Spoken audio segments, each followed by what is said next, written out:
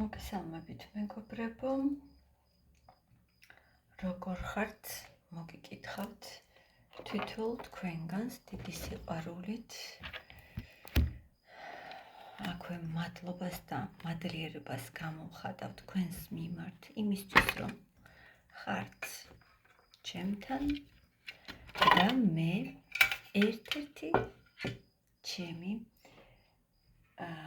მაყურებლის თოვნას გავითვალისწინებ დღეს და შემოგთავაზებთ ასეთ გაშლას.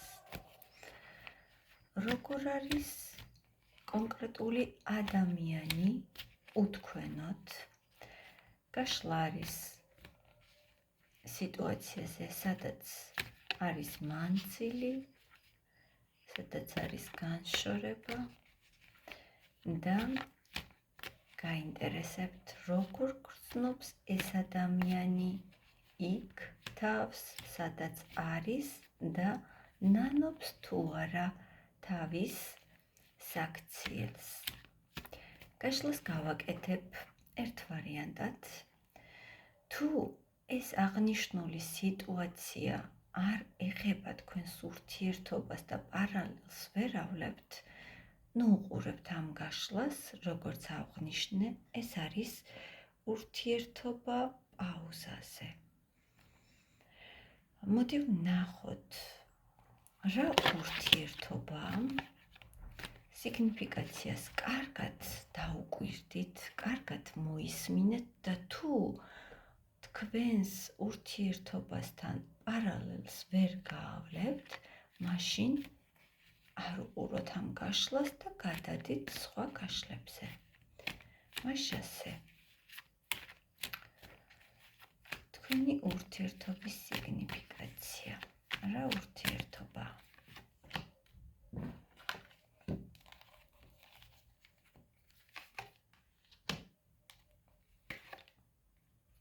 პაუზაზე აქვს ურთიერთობა, როგორც მოგახსენეთ და რა თემითაც ვაკეთებთ, სწორადაც რომ პაუზაზეა, ადამიანი არის ასეთი, მუდმივად ცდილობს თავისი აზრი გაატაროს, მუდმივად ცდილობს რომ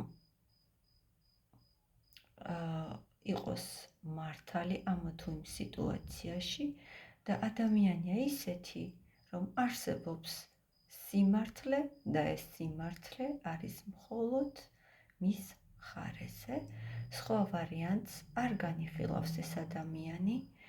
ამ ადამიანმა ვერ გააკეთა არჩევანი და სწორედ ამიტომაც არის ეს პაუზა თუ ურთიერთობის სტაგნაცია, შეჩერება თქვენ შორის. ამ ადამიანის მხრიდან ვერ გაკეთდა არჩევანი თქვენს სასარგებლოდ. არ აგირჩიათ, ვერ აგირჩიათ, თუმცა მე მგონია, რომ ვერ არ არსებობს, მაგრამ ეს უკვე თქვენი გადასაწყვეტია, თქვენ რას ფიქრობთ ამასთან დაკავშირებით.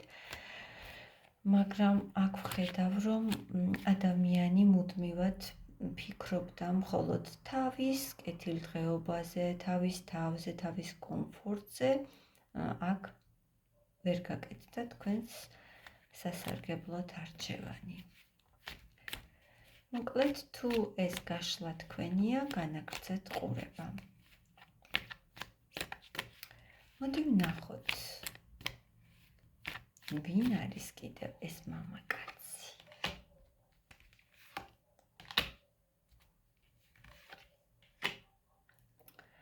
ეს მამაკაცი საკმაოდ ქარიზმატული მამაკაცია. ეს მამაკაცი ბედმაშე გახვედრათ თქვენ.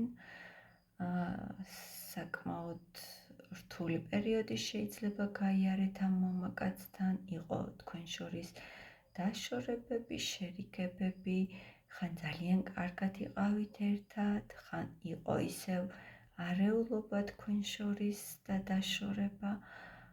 მამაკაცი არის ისეთი, რომელიც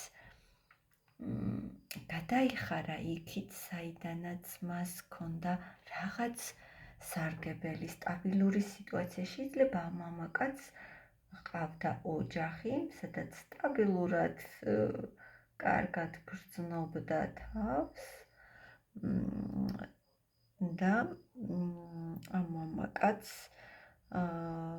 აღარ სურდა მეტი პასუხისმგებლობის აღება თქვენზე, ან არ შეეძლო რომ პასუხისმგებლობა აეღო თქვენზე, ამიტომაც მგონია რომ მაინც რომ ოჯახი ყავდა ამ მამაკაცს და ოჯახის სასარგებლოდ გააკეთა არჩევანი.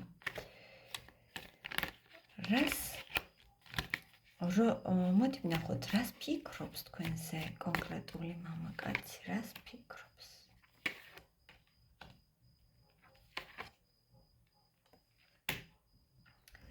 ფიქრობს, რომ ოდესღაც ეს მაინც დასრულდებოდა, ფიქრობს, რომ ეს ყველაფერი ოდესღაც მოხდებოდა და გარკვეულწილად მარტოსულად გრძნობს ახლა თავს.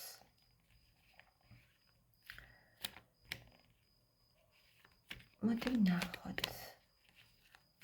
როგორ გრძნობს იქ, სადაც არის ეს მამაკაცი თავს უთქვენოდ. მე ვფიქრობ, რომ ოჯახშია. უბრალოდ ისეთი წყობა არკანების, რომ მიანიშნებს, რომ ოჯახშია. როგორ გრძნობს უთქვენოდ იქ, სადაც არის ეს მამაკაცი თავს. უთმევ კონფლიქტშია, იმედგაცრუებულია, გულნატკენია, მაგრამ მიუხედავად აი ამ ყველაფრისა, მაინც უძლებს ამ სიტუაციას, იოკებს თავის ნერვებს, იოკებს თავის სურვილებს და თავის თავთან არის კონფლიქტში პირველ რიგში. ერთ წუთს ერთი აზრი გაუველვებს თავში, რომ ძალიან ცუდად მოგექცათ, მეორე წუთს უარყოფს ამ აზრს და ფიქრობს, რომ აი ასე უნდა მომხდარიყო და არის მუდმივად აი ამ კონფლიქტში თავის თავთან და იტანჯება რეალურად აი ამაზე ფიქრით, მაგრამ იქ, სადაც არის, ძალიან დიდი ძალისხმევა სჭირდება ამ ადამიანს, რომ გააგრძელოს ვითომ და შვიდად ცხოვრება და ძალიან დიდი ენერგია ეკარგება აი ამ თავის თავთან ჭიდილში რეალურად ამ ადამიანს. ნანობს თავის საქციელს თქვენს მიმართ, ნანობს.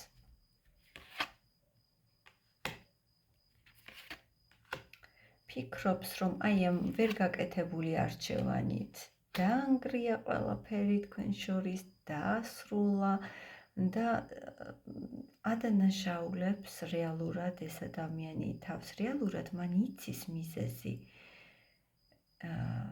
ფიქრობს, რომ დამნაშავეა, თუმცა თქვენ რადგან აქ ფიქრობ, რომ არ გაქვთ კონტაქტი, ამის შესახებ ვერ გაიგებთ, მაგრამ ტარო გვეუბნება, რომ ეს ადამიანი ხვდება თავის დანაშაულს, რომ აი ამ გაურკვეველი სიტუაციის პასუხისმგებლობის ვერაღებით თქვენზე დაასრულა ურთიერთობა და თვითონ შეიტანა რღვევა აი ამ ურთიერთობაში.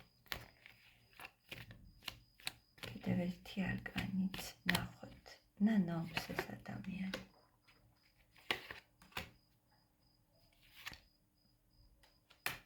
ბრაზობს თავის თავზე, რომ ასე წარმართა ყველაფერი, ბრაზობს, რა თქმა უნდა, და რადგან თავის თავზე ბრაზობს, ესე იგი ნანობს კიდეც. მაგრამ